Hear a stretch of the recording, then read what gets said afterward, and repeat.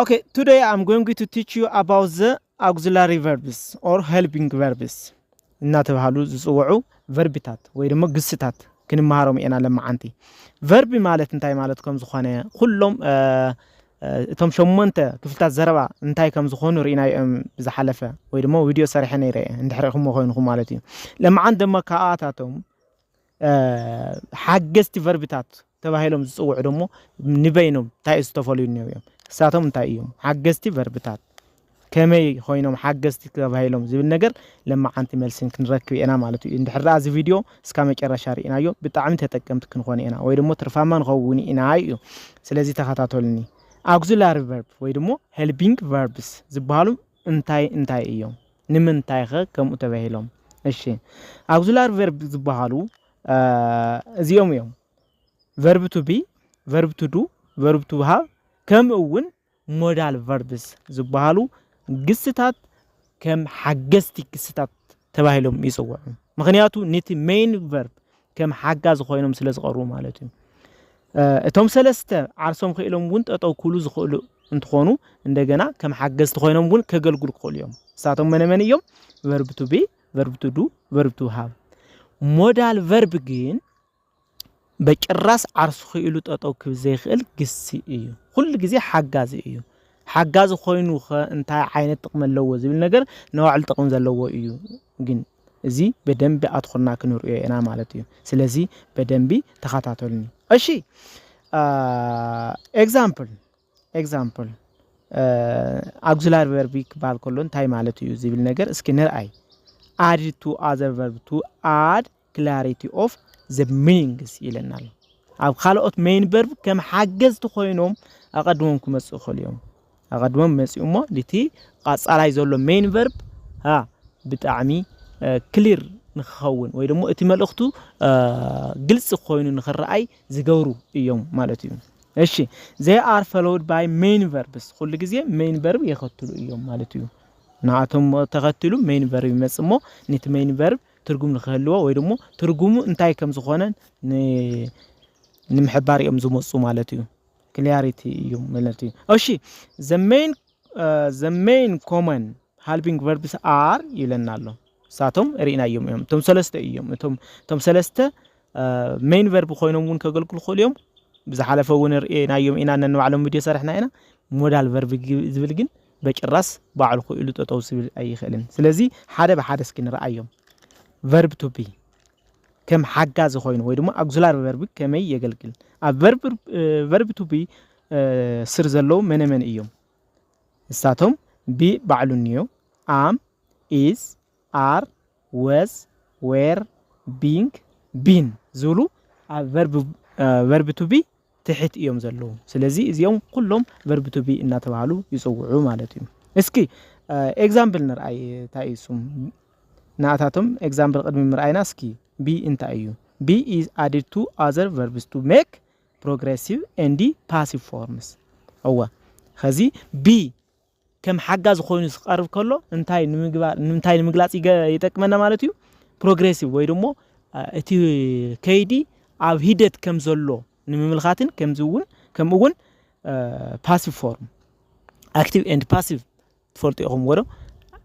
ስለዚህ passive form ንኽህልዮ ይገብር እዩ ማለት እዩ ስለዚህ በደንቢ ተራዩ እስኪ example I am coming from the school ይላ I am coming from school ኩለና ከሎ ታይ ማለት እዩ am ዝብል እንታይ እዩ verb to be እዩ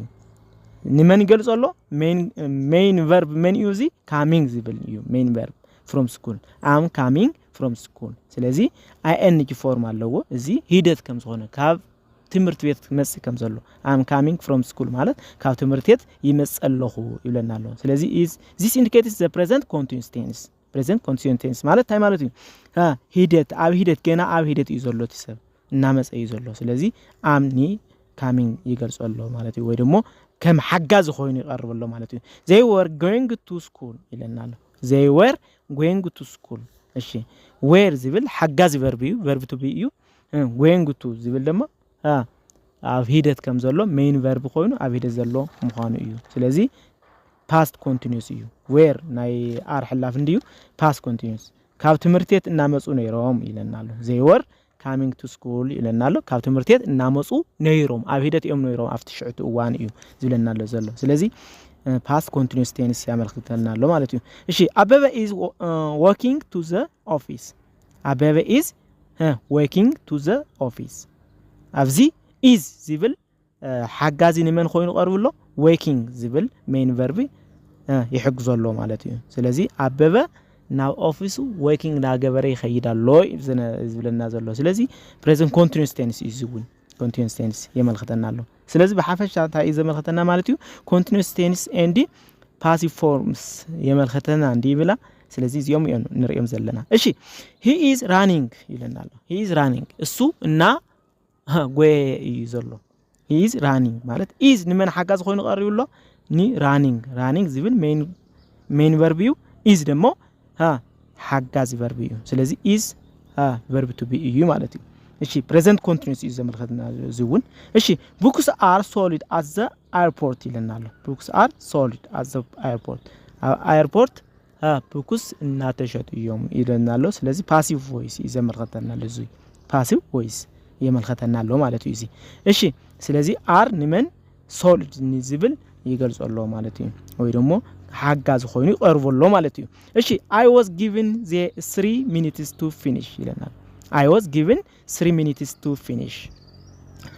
ንምጥቅላል ወይ ደግሞ ንምውዳእ 3 ደቂቃ ተዋሂብኒ ይብላል 3 ደቂቃ ተዋሂብኒ እሺ ስለዚህ was ዝብል ኒ given ዝብል ሓጋዝ ኮይኑ ይቀርብ ዘሎ ማለት እዩ was auxiliary verb እዩ given ዝብል main verb እዩ ስለዚህ passive voice የመልከተና ዝውን እሺ he will be presenting at 3 pm ይለናል he will be presenting at 3 pm ስለዚህ ኣብዚ will be ዝብል ሓጋዝ ንመን ኮይኑ ቀርብኖ presenting ዝብል ይቀርበሎ ማለት እዩ ወይ ደግሞ ሓጋዝ ኮይኑ ቀርብሎ ማለት እዩ presenting main verb እዩ ኣብዚ he will be presenting at 3 pm ና ካብ 3 pm present ይገብር እዩ ይለናል future tense እዩ ዘመልክተና እዚ future tense ስለዚህ ይገብር እዩ ይገብር ንቀጻላይ ኣብ 3 pm present ከም ዘለዎ እዩ ዘመልክት ዘሎ ማለት እዩ ስለዚህ future tense የመልክተናል ማለት እዩ እሺ እቲ መበል ካልኣይ auxiliary verb እንታይ እዩ verb to do ኢልናዮ ነራ do ኣብ ትሕቱ ታይታ ያለው do does did done እዚኣቶም ኣብ ትሕቱ ዝሓዞም እዮም እዚኦም ኩሎም እንታይና ተባሃሉ ይጽውዑ verb to do እና ተባሃሉ ይጽውዑ verb to do is used to make question negative and emphasis ዘመልክት ነገር እዩ ይለናል እዚ ኣብ ሴንተንስ እና ኣተይታ የመልክት question ንምግባር simple present tense ኩሉ ግዜ ናብ ሕቶታት ንምቅያር ታይ ንጥቀም verb to do ንጥቀም ላም ኔጌቲቭ ነው ቀያርጉን verb to do እንጥቀም እንደገና ከማማራጺ ኦፕሽናሊ ደግሞ emphasis ኣብ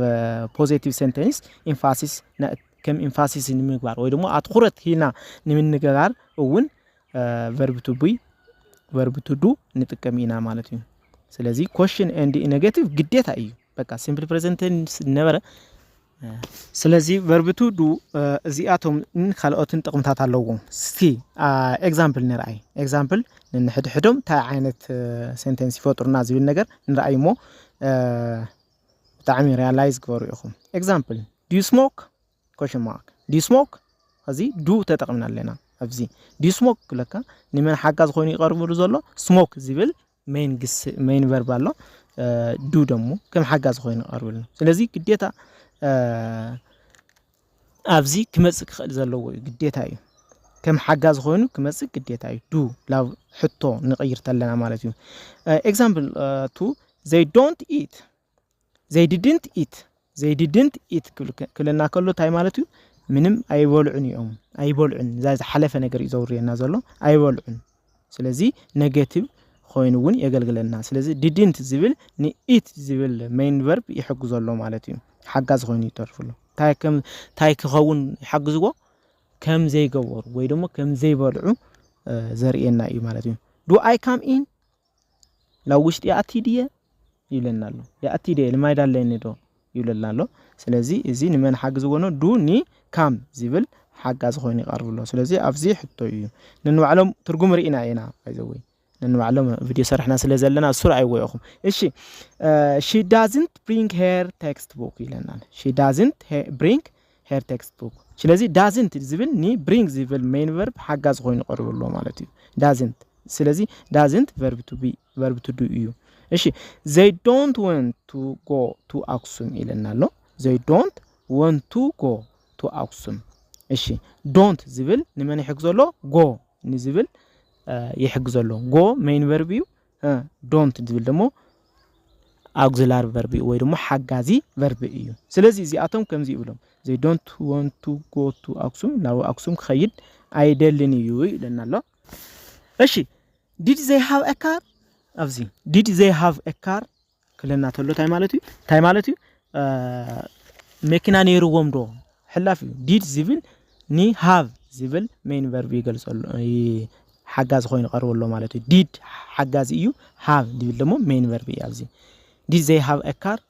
መኪና ነይሩዎም ዶ ስለዚህ አብዚ ሴንተንስ ዘመልክተና ማለት እዩ አጽሉ ዘሎ do we have a car ኦኬ መኪና ለናዶ ነው አልኻዶ ሃም ትብሊኻ አይዋ ስለዚህ አስተውዕሉ እቲ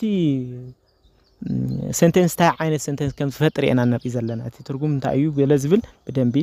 ክራይ ካሊኑ do we have a car ይባል ነው አልኻ ጥያቄ እሱ ንጥያቄና ስለዚህ ባህል እንብሎለና ማለት እዩ ስለዚህ do we have the car do ዝብል ሓጋዝ verb እዩ have ዝብል main verb እዩ ስለዚህ ዋና verb እዩ ማለት እዩ እሺ ቀጽሉ he doesn't have a car ኦኬ መኪና የውሉን እሱ ማን እሱ ስለዚህ he doesn't have a car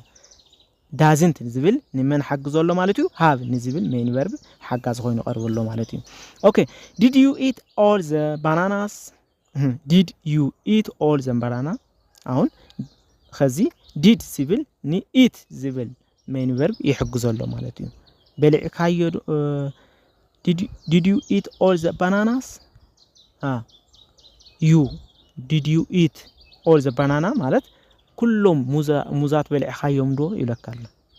ሕላፊ በልዕካዮም ዶ ይዝለካ ዘሎ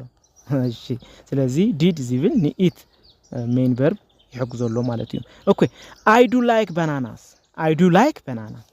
አብዚ እንታይ እዩ emphasis እዩ ዘመልክተና እዚ ግን emphasis I like banana ንብል ንኽልና ባናና ይፈት እዩ ወይ ደግሞ ሙዝ ይፈት እዩ እንደገና ኦፕሽናል ደግሞ I do like banana ንብል ተለና ግን emphasis እዩ ዘመልክተና ዘሎ ወይ ደግሞ አትኩረት ሂብና ንናገር ከም ዘለና እዩ ስለዚህ do ኒ like ሓጋዝ ኮይኑ ይቀርብሎ እዚ ግን ኦፕሽናል እዩ ባይዘው ንኸ አትውን ኸል እዩ እሺ በርሀ does have a sister ክለና ተሎ በርሀ have a sister ንብል ንኽልና ፖዚቲቭ ሴንተንስ ስለዝኾነ ማለት እዩ ስለዚህ እዚ ሲምፕል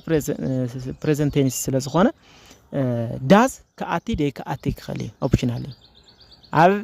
ሕቶታትን አብ ኔጌቲቭ ነገር ግን ግዴታ ብናየው ወደ አብዚ ግን ኦፕሽናል እዩ ይለኩም አለኹ ስለዚህ በርሀ does have a sister ወይ ደግሞ በርሀ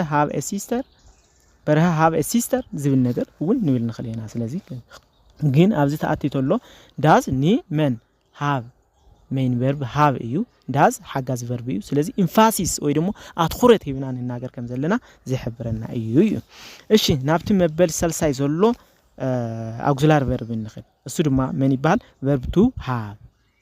to have ድማ ኣብ ትሕቱ ታይታይ ተሓዘ እዩ have has had ሒዙንዮ ማለት እዩ እዚአቶም ታይ ዓይነት መልእኽቲ የመሓላልፉና ዝብል ነገር ንሪኦም ኢና ንባዕሎም ቪድዮ ሰርሕና ኢና ግን ኣብዝኸ ከም ሓጋዚ verb ኮይኖም ስከገልግል ከሎ እንታይ ዓይነት ጥቅም ኣለዎም ዝብል ንርኢ verb to have is to make the perfect tense in the perfect tense by the way a perfect tense ብዛዕባ ቴንስ ብደንብ ዕሙቕ ብዝበለ ንመሃር ኢና ብጣዕሚ ኮንፊዝ ዝገብሩ ነገራት እውን ስለዝኾኑ እስያቶም ንሪኦም ኢና ስለዚ እስካብ ሽዕቱ ግን ብደንብ ንሪኦ ዝነና እዚ verb to have is to make the perfect tense በቃ ሴንተንስ perfect tense ንኸውን ዝገብሩና እዮም እዩ example he has eaten his breakfast okay he has eaten his breakfast ክብለና ከሎ ኣብዚ has ከም ሓጋዝ verb እዩ eaten ዝብል verb 3 እዩ ወዶ ስለዚህ main verb እዩ እዚ ማለት እዩ ስለዚህ perfect tense sentence እዩ እዚ he has eaten his breakfast ቁርሱ በልዑ እዩ ይተካል በልዑ እዩ በቃ ተበልዑ እቲ ቁርሲ ማለት እዩ እሺ ስለዚህ he has eaten his breakfast ማለት perfect tense እዩ ዘመልክተና plus verb 3 perfect tense እዩ ዘመርአና ማለት እዩ past እዩ present እዩ ለንባዕሎም ኩሎም perfect have እንጥቀመሎም ኢና had has እዚ አፈላላይ ያለው past ወይ ደግሞ present መሆኑ እዚ ይፈልየሉ ማለት እዩ እሺ she hasn't bright her textbook okay bright she hasn't bright her textbook ለና ከሎ እንታይ ማለት እዩ እሷ መጽሐፋ አይ ምጽኦተኒያ አይ ተማላአቶን ተማላአ አይ መጽአትኒያ ይለናል ስለዚህ አፍራሽ ነገር እዩ has not ንመን ይሕግዘሎ ማለት እዩ bright ዝብል verb 3 ማለት እዩ main verb እዩ verb 3 ኮይኑ main verb okay she hasn't bright her textbook ስለዚህ this one is حجاز خوينلو እዚ ማለት እዩ እሺ what have you done ኣብዚ ታይብለናል እንታይ አኻ ሰሪሕኻ ይብለናል እንታይ አኻ ሰሪሕኻ ሕዚ have ንመን ገልጸሎ ማለት ንመን ሕግዘሎ ማለት እዩ done ዝብል ታይ ከም ዝገበርኻ እቲ حجاز ኮይን ቀርብተሎ ታይ ዓይነት ትርጉም ይበና በደንብ ራይዎ ሪቫይላይዝ ገርዎም ታይ እዩ ዝብል what have you done ክለና ተሎ ኣብዚ ሕቶ እዩ ስለዚህ have ኒ done حجاز ኮይን ቀርበሎ ማለት እዩ I have had a busy week. እዚ ሰሙን busy እኔ ማለት እዩ busy ዝኾነ ግዜ ወይ ደግሞ ብጣዕሚ ተጨናነቀ ሰሙን ይሕልፈዮን ማለት እዩ ወራ I have had a busy week ስለዚህ have ንመን حجاز ኮይኑ ቀርብሎ ኒ had main verb እዩ have ደግሞ حجاز verb እዩ ማለት እዩ እሺ they had not returned the book okay they had not returned the book እቲ መጽሐፍ አይ መለስዎን ነይሮም ይለናል ነይሮም past perfect tense እዚ ስለዚህ had not حجاز verb returned ማለት ደግሞ verb 3 ኮይኑ main verb እዩ they had not returned the book ስለዚህ በደንብ እቲ ግራመር አይወ ይኹም they had not returned the book ስለና ተሎ እቲ መጽሐፍ አይ መለስዎን ነይሮም ይለናል ሓደ ክስት አሎ አፍቲ ሽዕቱ ግን አይመለሱዎም ነይሮም ይለናል ማለት እዩ ኦኬ I have eaten an apple apple በልዐየ በቃ በልዐየ ስለዚህ have ንመን ይሕግዘሎ ኒ eaten ይሕግዘሎ I have not seen her yet have not ዝብል حجاز እዩ seen ዝብል main verb እዩ ስለዚህ I have not seen her yet ማለት እስካብ ሕዚ አይረኸኹዋን እየን ይብለናል እሺ እዚአቶም ካልኦቱም ኤግዛምፕላት እዮም ማለት እዩ እሺ ናብ መበረብ አይ ዘሎ አግዚላሪ ቨርብ እንታይ እዩ ሞዳል ቨርብ ፍሊት በለ ካብቶም ሰለስተ ፍሊት በለ እዩ እዚ ዓርስ ክኢሉ ጠጠው ክብል ዘይኽእል ግሩፕ ወይ ደግሞ ግስ እዩ እዚ አው ትሕቶ እንታይ ነው ቨርብ ቱ ቢ ሞዳል ቨርብ ዝበሃሉ could can could must may might will would shall should and might ought to ወይ ደግሞ ካልአቱ ግን ሰሚ አግዚላሪ ሞዳል ቨርብ ዝበሃሉ አለው እዮም ማለት እዩ they are used to with main verb to express ይለናል condition permission possibility obligation desire advice request ability etc ከምዚኦም አፍቲ main verb ልና ተሐወሱ ከምዚኦም ዓይነት ጥቅምታት እናው ይኸዱ እዮም ማለት እዩ ተሐጋዝ ኮይኖም ዝተርፉ ዘሎ they cannot stand alone as a main verb ይለናል ሁሉ ጊዜ ከmain verb ዓርስ ኮይሎም ጠጠው ኩሉ አይኸሉን እዮም ሁሉ ጊዜሐገዝቲ እዮም ማለት እዩ always use the base verb after all modal verbs it is ዘኸትልዎ verb ደግሞ main verb 1 እዩ በቃ inflection ይውል ምንም ካልእ ላብ past tense ተቀየረ ይኮነን ወይ ደግሞ ing ተቀየረ ይኮነን ምንም ታይስሙ ካልእ ተወሳኸ ይውል base verb በቃ ናይ ሱር base verb እዮም ዘኸትሉ ማለት እዩ example I can speak Amharic ይለናል ከዚህ ታይ መልእክተና ability I speak Amharic ኮይኑ አምሃርኛ ይናገር እየ ይለናል ወሮ I can ድሕር ሓውሰው ደግሞ I can speak Amharic ability ወይ ደግሞ ክእለት አምሃርኛ ምንጋር ይኽእል እየ ይለናል አምሃርኛ ይናገር እየና አምሃርኛ ምንጋር ይኽእል እየ በየብሕቲ ወሮ ላብ ትግርኛ ንወስሮ ተለናውን አዋ ስለዚህ ability የርየና ማለት እዩ ካን ንመን ሓግዝዎ ነው ማለት እዩ ኒ speak ዝብል main verb ሓጋዝ ኮይኑ ቀርብሎ ማለት እዩ ኦኬ ኤግዛምፕል 2 can I use your pen እዚ ሕቶ እዩ ናብ ሕቶ ተቀየርሎ ግን ናብ መጀመሪያ ይመጽኡ ማለት እዩ ሁሉ ጊዜ ቋዓቲ main verb ተኸትሉ ዝመጽ እንተኾነ ናብ ሕቶ ተቀየርተሎ ግን ከምዚ እዩ can I use your pen request እዩ ዘመልክተና ለዚ can ንመን ሓጋዝ ኮይኑ ቀርብሎ use ኒ ዝብል main verb حجاز خوين قرب له مالتي can I use your pen yeah request يملختنا I may get some money possibility يمناملاች ተወሰነ ገንዘብ ረክረክብ خيل ይብለናል ወሮ ስለዚህ may ni get ዝብል main verb حجاز خوين قرب له مالتي I may get some money ተወሰነ ገንዘብ ረክረክብ خيل possibility ወይ ደግሞ probability حاطط له مالتي انه معلي من حاطط له طعن تا اسم يخون مالتي اوكي may I sit here please ابزي كوف كبلو يبلنالو ስለዚህ may ዝብል ni sit ዝብል main verb حجاز خوين قرب له مالتي እዚ ታየ መልከተክ request በቃ እና حاطቶ ይዘሎ request ወይ ደግሞ ናለመኖ ማለት እዩ I must buy a car ይለናል ከዚ obligation ዝኾነቲ ኩነታት ትሰርሑ ዘሎ ኩነታት የገደሉ ማለት እዩ I must buy a car ግዴታ መኪና ግዝቅ አለኒ ክኽል አለኒ በቃ I must buy a car ግዴታ መኪና ከዕድግ አለኒ ይልናል obligation ይዘመልከተና ወይ ደግሞ ግዴታ ማለት እዩ He must be her friends believe በቃ ዝኾነ ነገር ተዓዘብካዮ ነገር እንደሓልዩ ሓደ ተዓዘብካዮ ነገር የግዴታ ማሓዘኡ ትኸውን ኣለዋ ምክንያቱ ተካይዶም ያኻዝር ያዘለኻ ወሮ ስለዚህ እዚ እውን ታየርየና ማለት እዩ believe በቃ ናአትካ እምነት ያኻታር ያዘለኻ He must be must እና be ተኸትሉ እንድሕር መጽዮም ማለት እዩ He must be her friends ይለናል He must be her friends must ንመን ሓጋዝ ኮይኑ be ንዝብል main verb ሓጋዝ ኮይኑ ቀርብሎ ማለት እዩ እሺ You should stop smoking advice you በቃ ምጫስ ወይ ደግሞ ምትኻኽ ግዴታ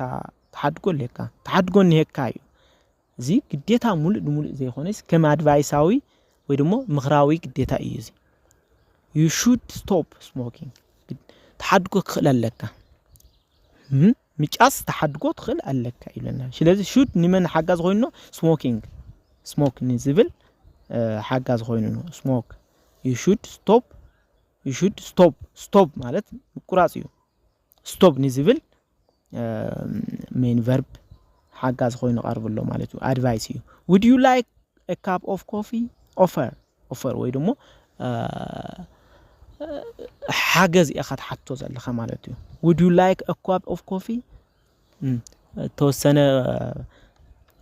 ቡና ክበካዶ የድሌካ ድዩ ኢኻ ትለታለኻ Would you like ከድሌካ ድዩ ኢኻ ትለኻ Would ንመን